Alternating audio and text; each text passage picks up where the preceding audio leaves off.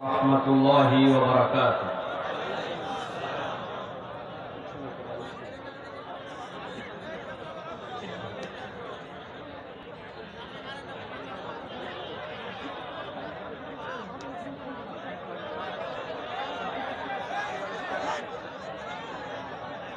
প্রিয় ভাইয়েরা, একটু সবর করেন, কথা বন্ধ করেন। আপনারা মনে আছে আপনাদের কিনা 2 বছর আগে এই মাঠে আসছিলাম, মনে আছে?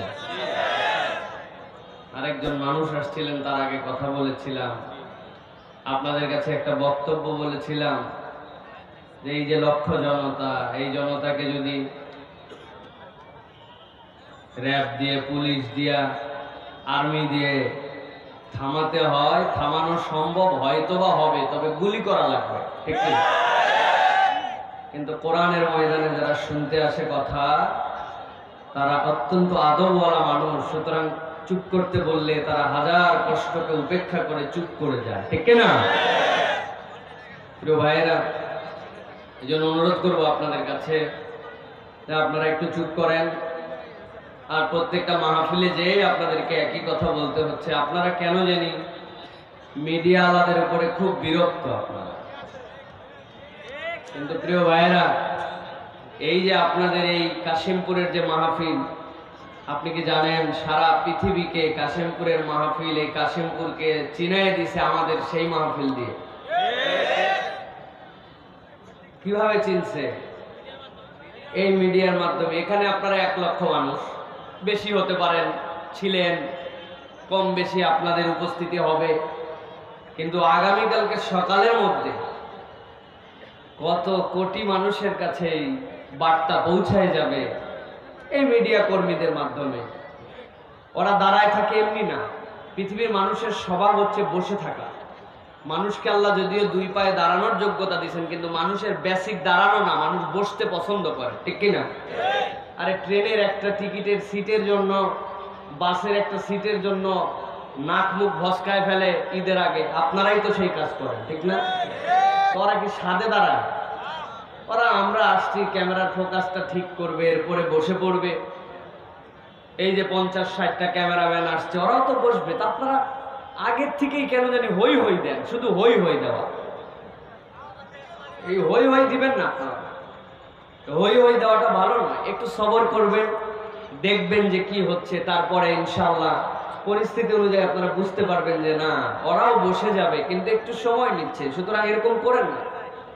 মনে পড়ছে সেই দিনের মাহফিলের কথা, আপনারা ছিলেন কিনা? আজকে ব্যক্তিটা নাই দেশে, তাই না? আপনারা কি চান যে ভাই পড়ালেখা শেষ করে আবার এই মাঠে ফেরত আসুক? চান? যদি চান তো আল্লাহর কাছে বেশি করে দোয়া করেন, ভাইয়ের পিএইচডি গবেষণা প্রায় শেষের দিকে, শেষ হলে আবার যেন আমাদের প্রিয় ভাই আমাদের মাঝে দ্বীনের দাওয়াত নিয়ে চলে আসেন। অনেকেই জিজ্ঞাসা করে আজহারী ভাই কি ফিরবে? আমি বলি কি আশ্চর্য কথা, এটা তার মাতৃভূমি, উনি কি এই দেশ ছেড়ে পালায় গেছে? এই দেশে ফিরবে না মানে কি? এটাই তার দেশ, ফিরতে হলে এখানেই তাকে ফিরতে হবে, ঠিক কিনা? পৃথিবীর কোনো শক্তি নাই মাতৃভূমির থেকে কাউকে পিছায় রাখবে, সরায় রাখবে। মুহাম্মাদুর রাসূলুল্লাহ সাল্লাল্লাহু আলাইহি ওয়াসাল্লাম আল্লাহর নির্দেশে মক্কা থেকে চলে গিয়েছিলেন, কিন্তু আল্লাহ রাব্বুল আমিন 10 বছর পরে মক্কার অধিপতি বানায়া মুহাম্মদ সাল্লাল্লাহু আলাইহি ওয়াসাল্লামকে ফিরাইছেন। তারপরেও আল্লাহ মাতৃভূমিতে আনছেন, ঠিক কিনা?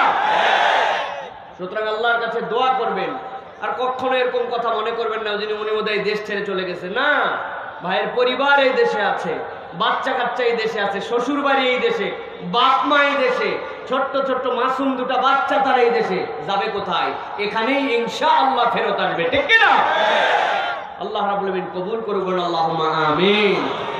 খুব মনে হচ্ছে আজকে, কেন জানি ওই দিন আসার পরে আপনাদেরকে যেভাবে ঠান্ডা করছিলাম, ভাইকে তারপরে তোলা হয়েছিল, ইতিহাস হয়ে আছে সেই মাহফিল, ঠিক কিনা?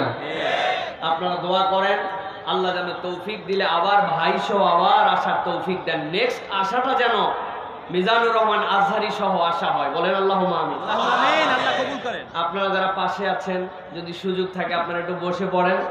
আমি যদিও মাহফিলে লোক টানি না, বসাই না, আমি যতক্ষণ কথা বলবো আপনার যেমনি রুচি আপনি শুনবেন, কিন্তু সৌন্দর্য যদি পারেন তো একটু বসবেন, ইনশাআল্লাহ আমি 1-1.5 ঘন্টা নির্ধারিত বিষয়ে কথা বলবো।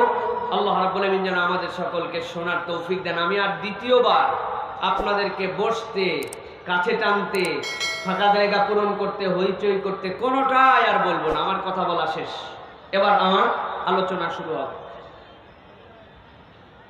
ইন্নাল হামদালিল্লাহ আলহামদুলিল্লাহি নাহমাদুহু ওয়া নাস্তাঈনুহু ওয়া নাস্তাগফিরুহু ওয়া নু'মিনু বিহি ওয়া নাতাওয়াক্কালু আলাইহি ওয়া নাউযু বিল্লাহি মিন শুরুরি আনফুসিনা ওয়া মিন সাইয়্যাতি আ'মালিনা।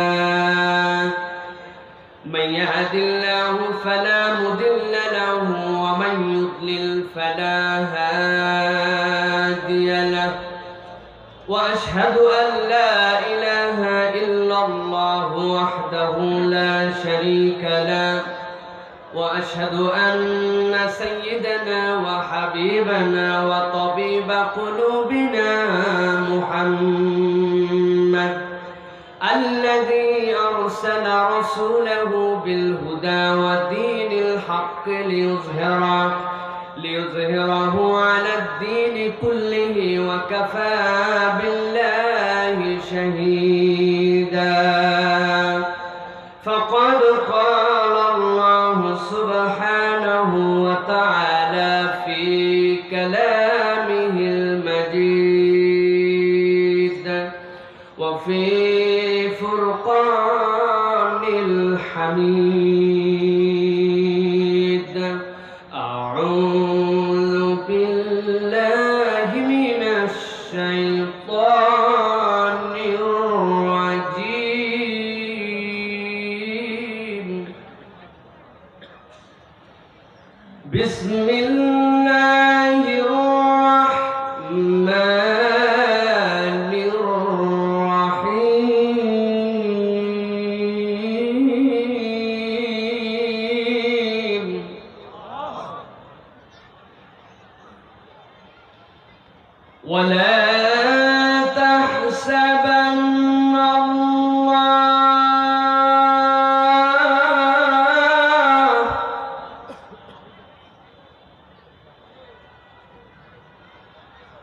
ولا تحسبن الله غافلا عما يعمل الظالمون.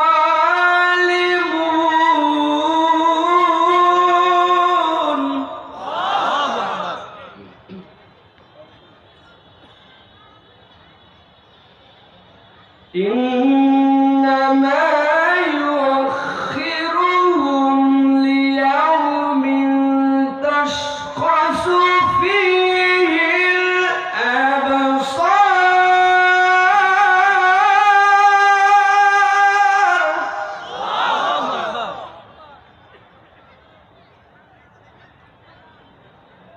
مهطعين مقنعي رؤوسهم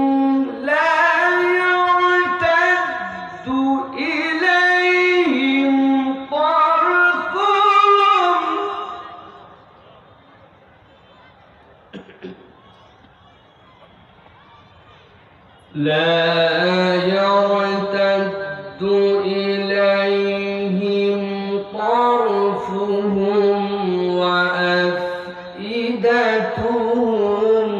هواء.